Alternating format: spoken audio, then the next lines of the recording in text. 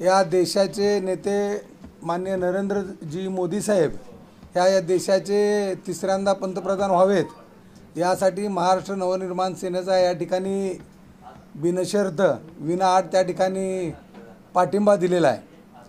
आणि हा पाठिंबा देताना माननीय राजसाहेबांनी मोदी साहेबांकडून काही अपेक्षा व्यक्त केल्या होत्या। त्या अपेक्षा अशा आहेत की आपल्या महाराष्ट्राची जी मातृभाषा मराठी आहे या मराठी भाषेला अभिजात भाषेचा दर्जा मिळावा। छत्रपती शिवाजी महाराजांचं स्मारक जे अरबी समुद्रामध्ये प्रस्तावित आहे ते स्मारक ताबडतोब त्या ठिकाणी उभं करण्यात यावं। त्याचबरोबर महाराष्ट्रात छत्रपती शिवाजी महाराजांनी जे गडकिल्ले बांधले त्या सर्व गडकिल्ल्यांचं संवर्धन या सरकारकडून व्हावं। त्याचबरोबर या महाराष्ट्रातील मराठी तरुण आणि तरुणींना त्या ठिकाणी रोजगार मिळाला पाहिजे, उद्योग मिळाला पाहिजे, काम मिळालं पाहिजे अशा माफक अपेक्षा माननीय राजसाहेबांनी त्या ठिकाणी व्यक्त केल्या होत्या। आणि त्याच धर्तीवर उद्या रविवार दिनांक 28 एप्रिल रोजी सायंकाळी 6 वाजता छत्रपती शिवाजी महाराज चौक पंढरपूर येथे महाराष्ट्र नवनिर्माण सेनेची जाहीर सभा महायुतीच्या उमेदवारांच्या प्रचारार्थ महायुतीचे सोलापूर लोकसभा मतदारसंघातील उमेदवार माननीय राम सातपुते आणि माढा लोकसभा मतदारसंघातील उमेदवार रणजितसिंह नाईक निंबाळकर या दोन्ही उमेदवारांच्या प्रचारासाठी या ठिकाणी सभा आयोजित केलेली आहे। या सभेसाठी मार्गदर्शन करण्यासाठी महाराष्ट्र राज्याचे आरोग्य आणि कुटुंब कल्याण मंत्री तानाजीराव सावंत साहेब त्याचबरोबर या ठिकाणी या सभेला संबोधित करण्यासाठी विविध मान्यवर या ठिकाणी उपस्थित राहणार आहेत।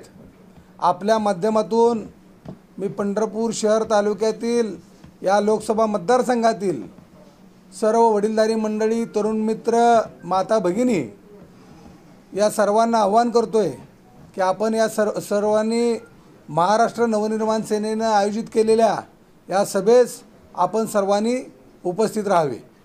बापू, आपण आता सांगितले की विनाअट राज ठाकरेंनी मान्यता पाठिंबा दिला आहे, पण गतवेळी राज ठाकरेंनीच भाजपच्या विरोधात प्रचार केला होता। त्याच पद्धतीने आता कुठं कसं आहे की या देशामध्ये माननीय राजसाहेब ठाकरे हे एकमेव नेतृत्व असं आहे की ज्यांना ज्या गोष्टी चांगल्या झालेल्या आहेत त्या सर्व गोष्टींचं राजसाहेब ठाकरे यांनी समर्थन केलेलं आहे। उदाहरणार्थ भारतीय जनता पार्टीच्या माध्यमातून माननीय नरेंद्र मोदी साहेबांनी या देशाचं जे स्वप्न होतं की या ठिकाणी राम मंदिर उभारलं पाहिजे ते राम मंदिर उभारणीचं काम माननीय नरेंद्र मोदी साहेबांनी या ठिकाणी केलेलं आहे। 370 असेल, NRC असेल किंवा 3 तलाक असेल, या सर्व गोष्टींचं अतिशय चांगल्या प्रकारचं त्या ठिकाणी सोडवणूक माननीय नरेंद्रजी मोदी साहेबांनी केलेली आहे। आणि त्यामुळं माननीय राजसाहेब ठाकरे यांनी या ठिकाणी हा पाठिंबा दिलेला आहे।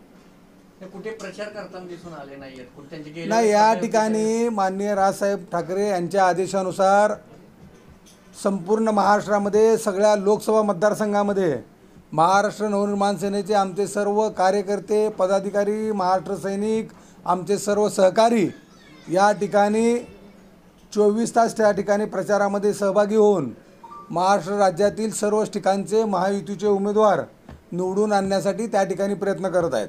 उद्या जो मेळावा घेतात त्याच्यामध्ये उमेदवार उपस्थित राहणार आहेत। उद्याच्या मेळाव्यामध्ये या ठिकाणी उमेदवारासहित विविध मान्यवर त्या ठिकाणी या सभेला उपस्थित राहणार आहेत।